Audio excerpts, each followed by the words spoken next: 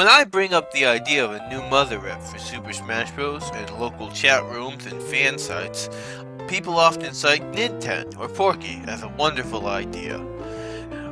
Then I tell them their idea is stupid and mine's 10 times better, making them scratch their heads in confusion. At least, I think they're scratching their heads in confusion. I can't really see them.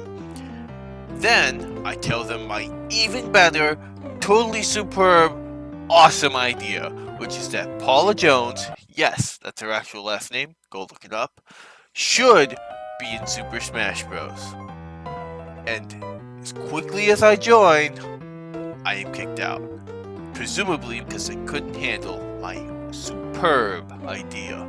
But Alcibiades, someone like Nintendo, has player character status, and someone like Porky has main villain status, links both Ness and Lucas, and would have a totally unique playstyle. Why exactly would Paula be chosen over those two? You see, Paula has one big advantage over Nintendo, Porky, and any other mother character you can think of. 2 words: personal bias. Yup, that's right. Paula is what you kids like to call a fan pick, putting her at the same level as Nathan Drake, Alex Kidd, Goku, and Shrek. All wonderful company. So basically for the next few seconds, you get to hear me rave about a moveset for a character you filthy casuals probably didn't know existed. Doesn't that sound like fun? So her moveset, right? I wanted to make her stand out from the other 2 PSI users, so I focused on use of Elemental PSI. For those of you who don't know, Paula fills the role of Party Mage. She's the one who can use PK Fire, PK Thunder, and PK Freeze, not Ness. So, I took that idea and I ran with it. First, she has something I like to call PSI Authenticity, where one of the elemental PSI attacks works exactly like it does in game, because most of the PSI moves used by Ness and Lucas don't.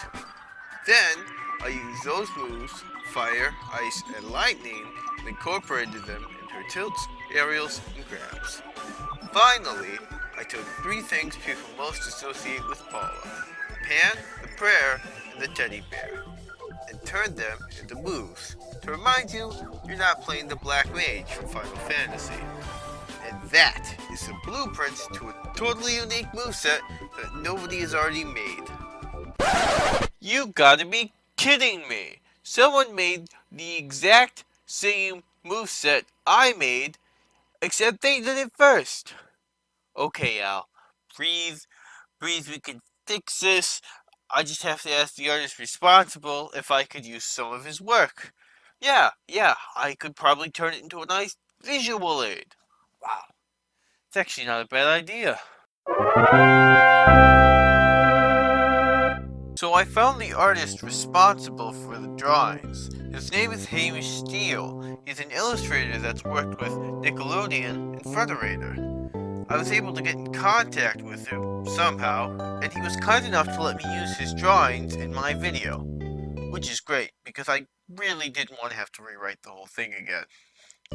Our ideas do differ in some areas, so I'll explain what I had in mind opposed to what he had in mind when the time comes.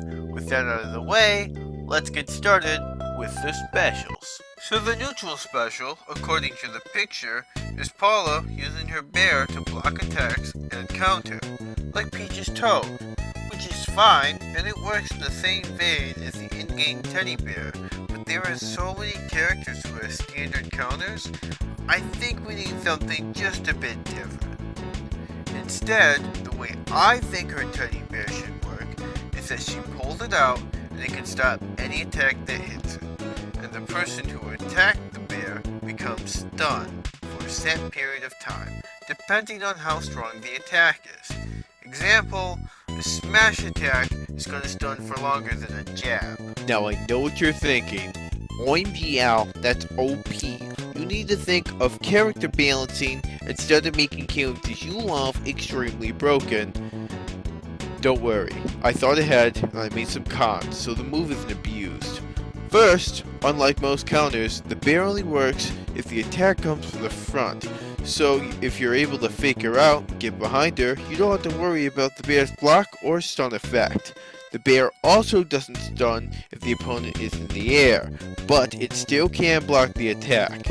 In a similar vein, projectile shot from a far enough distance will not stun the fighter.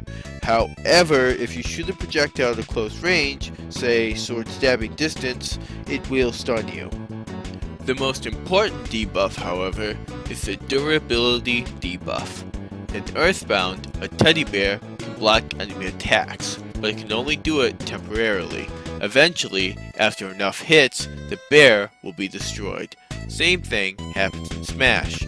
Sure, you were stupid and you Falcon Punched the bear, but because of that, it has been damaged pretty bad, and 1 or 2 more hits will turn that bear into a pile of fluff. And in a similar vein to Robin's tomes, Paula will have to wait for it to come back. This gives the bear a lifeline feel, not something that you can just spam. Moving on to her least complicated special, her side special, which is PK Fire! Unlike Ness's or Lucas's PK Fire, however, the bolt pierces through the opponent, making it possible to hit multiple opponents. The reason for this is because in Earthbound, PK Fire can hit multiple opponents at the same time, depending on where they are on screen. For her up special, I have to give credit entirely to Hamish. Initially, I was going to keep the standard PK Thunder recovery, because Paula can't really learn PSI Teleport in Earthbound. But then I had a really cool idea for PK Thunder that fits the way it works in game, so then I didn't have a suitable recovery for her, so I gave in and decided that a teleport would work. I didn't, however, want to give her a standard Zelda/Mewtwo teleport. Instead, I made a move that combines Teleport Alpha and Teleport Beta. First, Paula will spin in circles and disappear, always moving up. When she reappears, she will launch back onto the stage at a high speed, like Palutena's extreme speed. Which direction you go is based off of which direction you move the control stick. Side note, if the stick isn't moved, her default will be the way she was facing. When launching, Paula can do damage to anybody in her way. The closer you are when she comes out of her teleport, the more damage is done, and she will not be stopped by an opponent if she hits them. Another important thing to note is when she hits the ground, if she's about to hit a ledge, she will be stopped, like Fox's side special. Finally, onto the most complicated special, her down special, or her prayer. Now, prayer is so complicated I made a chart. Basically, prayer affects either Paula, opponents, or everybody. If you do team battles, you also add ally, Paula and her allies and opponent. There's also a lot of effects that can happen. Damage over time, sleep, healing, or attack buff, just to name a few. How this system works is the game will randomly choose an effect and an infected. And this could either really help her, like healing 50% of her health, or really hurt her, like giving her opponent an attack buff. Now, for those of you who aren't Paula, there is a radius of effect, so if Paula prays, the buff or debuff won't affect you unless you're close enough to her. The point of prayer is to be a move you could use as a last-ditch effort, which funnily enough is the point of prayer in Earthbound. Sure, you could use it right from the start, get lucky with a high amount of damage dealt to your enemy, but that's not what it's made for. It's made for those moments when you're desperate, you have nothing else to lose, so you throw out a prayer, because well, if you didn't, you'd be dead anyway. Now that we got that complicated stuff out of the way, let's go to the smash attacks, starting with her side smash, which is a tried and true frying pan. See? It's simple. I decided the frying pan is somewhere between the stick and the bat in terms of power. For those of you who are concerned about a pan being weaker than a bat, please direct your attention to the following clips.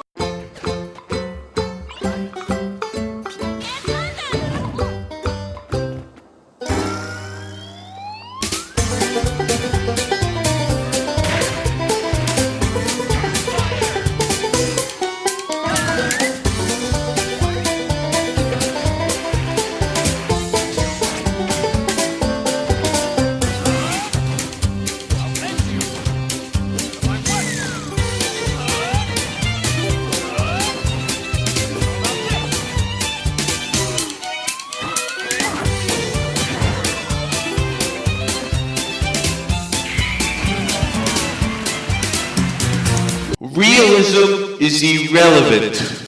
If you still need justification, consider this.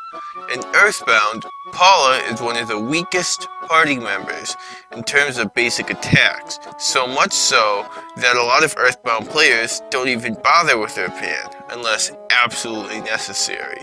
Instead, they would use her PSI attacks, which makes sense. She is the party mage after all. The pan is the equivalent of a mage hitting somebody with their staff.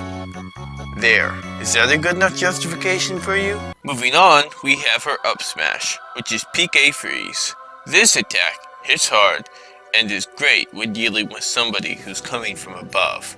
But to stay true to its roots, the attack can only hit one person, affecting the person who is closest to Paula. On the off chance that there are multiple opponents in the exact same position, the game will choose randomly. For context, in Earthbound, PK Freeze is a pretty standard attack that hits hard, but as you could probably guess, can only hit one opponent. The down smash breaks away from Hamish's drawing. He gave Paula her purse, and with it, she spun around in circles, swinging it. It's a great smash attack, don't get me wrong, but if you remember earlier, I said I wanted an authentic version of all of her elemental PSI attacks. And in order to accomplish that, I needed to free some space for her last PSI move, PK Thunder. Now, if you only know Earthbound through Ness and Lucas, then to you, PK Thunder is the reason you probably didn't play Ness or Lucas, aka the weird recovery. In Earthbound, however, PK Thunder is a multi-hitting attack with a small chance to hit, so I made it just that. Paula shoots out a bolt of lightning, which is pretty strong. Then she turns around and shoots another bolt, which does double the damage of the previous bolt. Wait, asked the perceptive commenter, where does hard to hit come in? Well, I'm glad you asked. First, all of the bolts will always be directly in front of Paula, so it has no range whatsoever. Then there's the second bolt, which is probably what most Paula players are going to want to hit you with. But the time it takes for them to release the second bolt is so long, you have plenty of time to react. Unless, of course, you were somehow stunned. But how could that happen? I wonder. Being that Hamish didn't cover the tilts, aerials, or grabs, you will have to settle with characters who have a very similar move to what I had in mind, and with a sprinkle of imagination, you should hopefully see where I'm coming from. Now, when coming up with these moves, I was gonna give her some sort of PSI kinetic feel, kind of like Ness or Lucas, but as YouTuber RelaxLax pointed out, these PSI attacks may be PSI Love and PSI Rocket, so I figured that wouldn't work, because Paula can't learn PSI Rocket, and she definitely can't learn PSI Love. Instead, I took the 3 elemental attacks and put them in her standard attacks, as elemental attacks are the thing she does best. Starting with her jab, she starts with 2 slaps and a punch, with her fist encased in ice.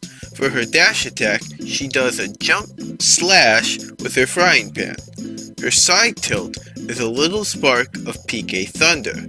For her up tilt, she makes a trail of fire above her head, moving from left to right. For her down tilt, she encases her foot in ice and does a spin kick with it. Now, onto her aerials, starting with her neutral air, which has her rotate downwards with her hand spewing out fire. Then, her side and back encase her fist in ice and rotates her, left or right, depending on which way you move your control stick. Her up aerial is another jolt of lightning, this time facing, you guessed it, up. Finally, we have her down aerial, which is a spike using her frying pan. On to her grabs, starting with her side grab, which is where she smacks you with her frying pan. Then her back, which is another shock-based attack. Real creative, I know. Her up throw uses a weak PK freeze, and her down throw I stole from Ness, because I like it so much. If you have any complaints, here's my address. Send me a strongly worded letter, and I'll get back to you in another 7 to 8 millennia, assuming you're still here. Going back to Hamish's drawing, Paula's final smash is known as Final Prayer. Paula can capture up to 3 opponents and initiates a cutscene where she does a super strong prayer. As she does, various people from Earthbound show up in the background, and suddenly a light comes down and engulfs the opponent, dealing massive damage to him. Now that we're done with all the violent stuff, let's get into the extra stuff, which includes her taunts, a victory pose, alts, and a bonus drawing by Hamish. Starting with her taunts, her side taunt has her encounter a magic butterfly. Then, her up taunt has her look at the camera and a similar pose to her clay model, purse included. And finally, we have her down taunt, which has her quickly hum the beginning of the 8 melodies. Her victory pose has her twirl around before jumping up in surprise. This is a reference to the menu where you name your characters, where Paula does just that. Next, we have her alts. And to give you a better idea of what I'm talking about, I made pixel art. And here they are. I'll give you a few seconds to see if you can guess where I pulled them from.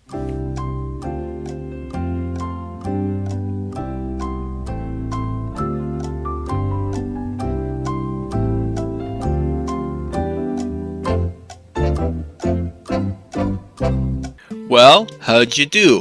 Let's go through them, left to right. First, there's her red alt, which is a reference to Ness's mom, as well as Ness's sister, Tracy. Next, we have her green alt, which is a reference to Paula's own mother. Then, we have her black alt, which is a reference to Venus, a singer in Forside. Moving to the ones that change her hair, we have a brown-haired, red dress, which is a reference to Hinawa, aka Lucas's mom. Then, her pink hair, blue dress, which is a reference to Kumotora, aka Mother 3's equivalent to Paula.